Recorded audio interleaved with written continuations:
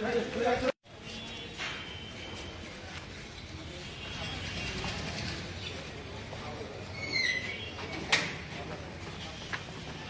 গাড়ি কই গাড়ি আছে কিলো গাড়ি ওই কিলো গাড়ি বিপ্লব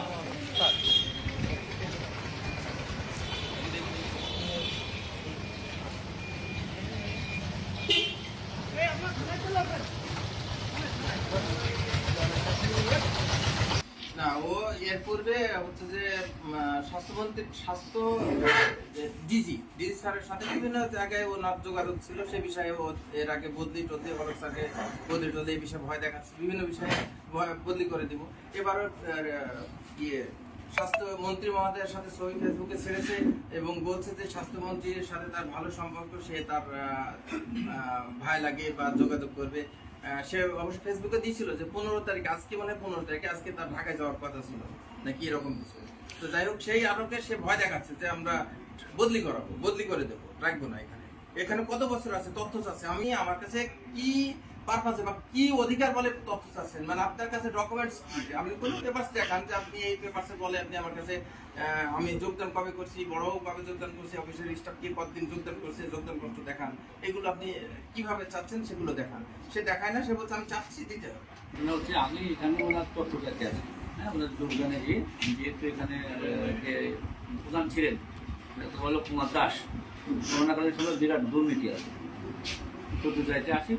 যেহেতু আমার তথ্য চাওয়া অফিস প্রধানের কাছে, অফিস প্রধানের খোঁজ দিলাম, উনি নেই, মিটিং আছে, উনি বলে মিটিংয়ে আছে, কালকে উঠে ছিল না, কালকে অসুস্থ ছিল, কালকে বড়বাবুকে দিতে পারে, তো বড়বাবুকে একটু ডাকেন।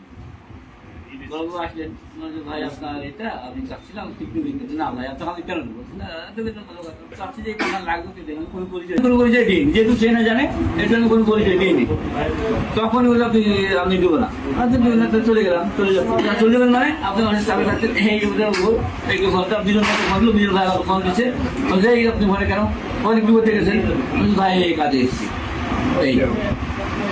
এই বেশি কিছু না।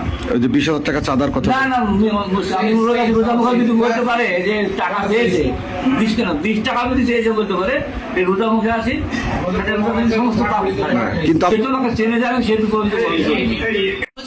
সুতরাং আইনগত বিষয়ে হচ্ছে এটা সমাধান হওয়া উচিত বলে আমি মনে করি। সুতরাং যিনি অভিযোগ করছেন উনি সহ আমি মনে করি যে এটা আপনাদের হাওলে নিয়ে গিয়ে এবং সেখান থেকেই হচ্ছে এটা আইনগতভাবে এটা সমাধান হোক। কারণ আমাদের সরকারি কাজে যদি কেউ ডিস্টার্ব করে তাহলে তো আমাদেরকে সেখানে চিন্তা করতে হবে। সরকারি কাজে তো ডিস্টার্ব করা যাবে না। সরকারি অফিসে আমি ডিসি অফিসের মিটিংয়ে গিয়েছি, এর মাঝখানে যে কেউ এসে আমার অফিসে এক ধরনের এই যে একটা বাজে পরিস্থিতি তৈরি করেছে, এটা তো আসলে ঠিক না। স্যার এর আগে সিএস অফিসে যে আমার ফাইল চাইছি, যাই হোক, যে বিষয়গুলো আনঅফিসিয়াল আমি অফিসিয়ালি জানি না, সেই বিষয় নিয়ে আসলে এই মুহূর্তে আমার মন্তব্য করার কোনো সুযোগ নাই। যেহেতু সুযোগ নাই, আমি যেটুকু বর্তমান সিচুয়েশনে যা হচ্ছে সেটুকুর উপরেই আমার ডিসিশন। এটা যেহেতু আপনার কাছে চেয়েছে, আমার কাছে সরাসরি না, সো আমি তো এখানে এই বিষয়ে বলতে পারছি না কথা। সুতরাং আপনার কাছে চেয়েছে এবং ঘটনাটি আমার অফিসের ভিতরে ঘটেছে বিধায় আমি কথা বলছি। আমার অফিসের বাইরে হলো সেখানে কথা বলার আমার কোনো সুযোগ ছিল না। যেহেতু আমার অফিসের ভিতরে এবং আমার অবর্তমানে ঘটেছে, সুতরাং অবশ্যই এই বিষয়টি আইনগতভাবে সমাধান হওয়া উচিত বলে আমি মনে করি। এখন এখানে উপস্থিত জনসাধারণ যারা আছেন ওনারাও সেই একই ধরনের কথাই বলেছেন, যেটা আইনগতভাবে হওয়া উচিত। আমি ওনাদের সাথে এ বিষয়ে একমত পোষণ করছি, এটা চাওয়া উচিত। তো আমি মনে করি যে আমি পরামর্শ দিব আমার স্ট্যাটিস্টিশিয়ান সাহেবকে যে উনি এই বিষয়ে আইনগতভাবে প্রতিকার চাইবেন। ধন্যবাদ।